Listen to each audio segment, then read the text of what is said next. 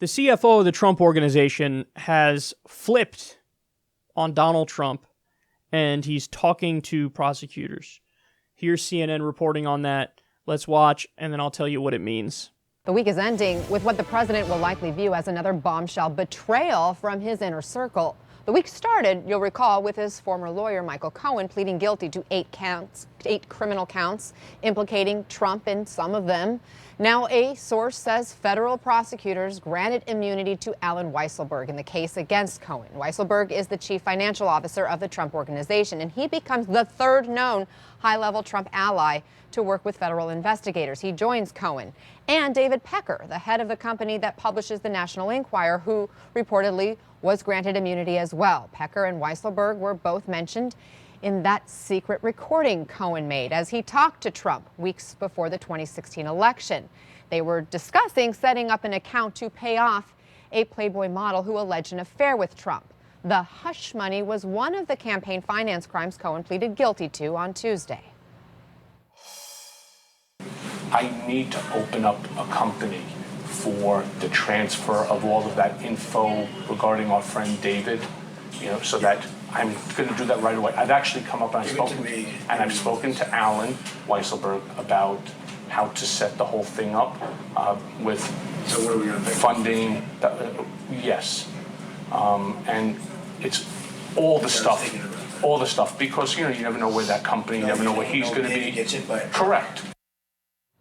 Let me turn now to CNN's Kara Scannell. And Kara, you've been all over this story this week. What do we know about what Weisselberg has told federal prosecutors? Well, Anna, sources tell myself and Evan Perez that the U.S. Attorney's Office in Manhattan, which has been investigating Michael Cohen, granted Alan Weisselberg immunity, and that Weisselberg went in and spoke with investigators several weeks ago, that during that interview, they asked him questions about Michael Cohen and payments that the Trump Organization made to Cohen. Of course, one of those was to reimburse Cohen for the payments he made to Stormy Daniels.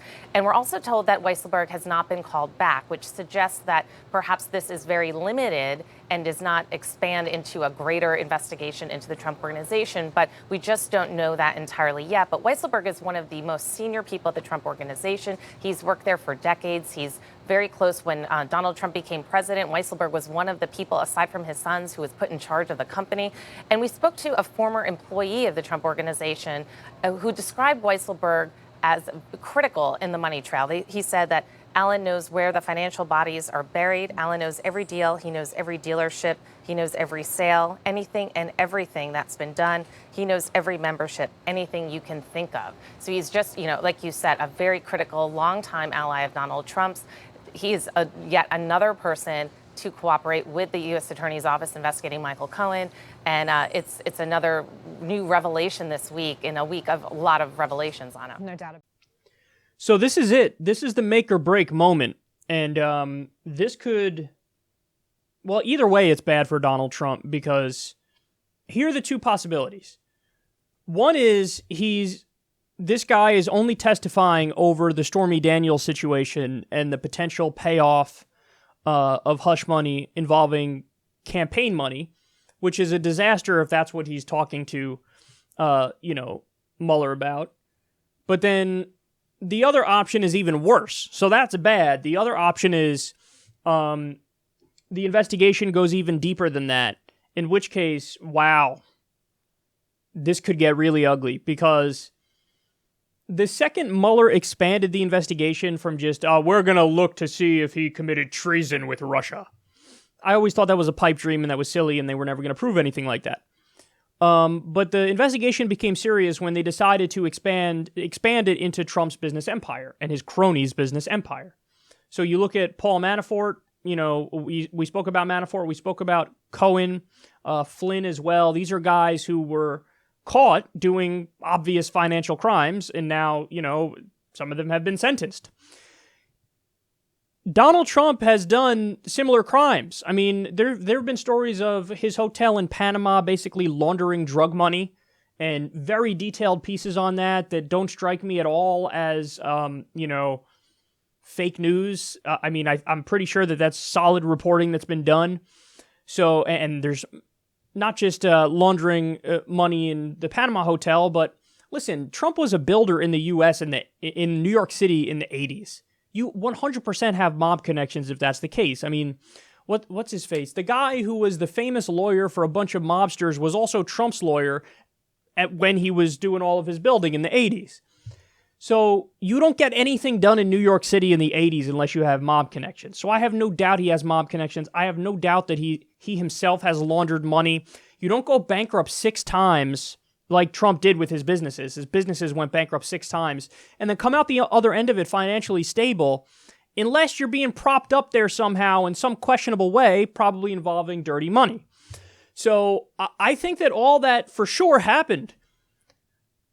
But the question is that what this guy's going to testify over? Because if that's what Trump's CFO testifies on, then Trump is flat out going to get caught red-handed with just brazen financial crimes, because this guy has been doing Trump's books forever.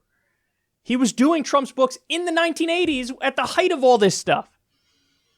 So he knows everything. He knows everything about Trump's finances. Everything. So if he's testifying about that stuff, oh boy, it is going to get really, really interesting. Now, even if he's testifying over just the Stormy Daniels stuff and potential campaign money being used to pay the hush money, that alone is bad. Because if he says, yes, it was the campaign money, and yes, it was the hush money during the campaign, well, then that's also a thing that is super serious and a clear violation that cannot be ignored, a violation of campaign finance law. But then the other angle to this is, and something I bring up every time we have these conversations, I don't know what happens in either one of those circumstances. So in other words, even if the CFO just talks about the Stormy Daniels thing and the potential campaign money used to pay her off, that's Trump breaking a law. I don't know what will be done about it in that situation. But honestly, my gut says not much in that situation. So again, open legal question as to whether or not you can indict a sitting president. Maybe not, which means they have to try to impeach. There's no way the Republicans are going to impeach over the Stormy Daniels thing. Even if it's campaign money that was being used to pay her off, they're going to try to brush it off and draw analogies to, Bill Clinton with the blowjob. But on the other hand, if they come out and detail money laundering, as they may do, and that could be money laundering tied to the mafia, that could be money laundering tied to Russian oligarchs. Now, again, I think that's fundamentally different from being tied to Vladimir Putin and doing Putin's bidding, because Trump is not doing Putin's bidding. That's just a fact. The policies he's doing are not Vladimir Putin's preferred policies. But is it possible Trump has Russian oligarch money in his business? Sure, absolutely, 100%. So let's say they come out and prove that Trump is doing money laundering and it's tied to all of this international criminal network or whatever, or even just other governments. What then? Because then you're put in a position where that's such a bombshell that, again, indictment, open legal question, don't know if they could do it. But there would be a tremendous amount of pressure on even Republicans to impeach if that's the situation. But, again, I don't know if they do it because they don't go after their own. And my gut tells me they'll circle the wagons. So either way, I feel like we're going to face a constitutional crisis at some point. Because something's going to happen where it's overwhelmingly likely that they're going to have some sort of bombshell, some crimes Trump committed financially. Whether it's just the Stormy Daniels campaign payment or whether it's more than that. Which, if they're looking for more than that, they can find more than that. But what happens after? Because we're all going to look at those revelations and go, yeah, not surprised at all. That's corruption. That's money laundering. That's high financial crimes. We're all going to think that when we look at it. But are they going to try to indict? Probably not. Are they going to try to impeach? I feel like it'd be a cold day in hell if they try to do that. I mean, the bombshell would have to be so overwhelming that they don't have any leg to stand on to say we're not going to impeach. What a wild, wild time, man. I mean, this was already like a fucking movie when Trump got elected in the first place. Now, with how everything's unfolding, it is 100% like a movie, and the ending is anybody's guess.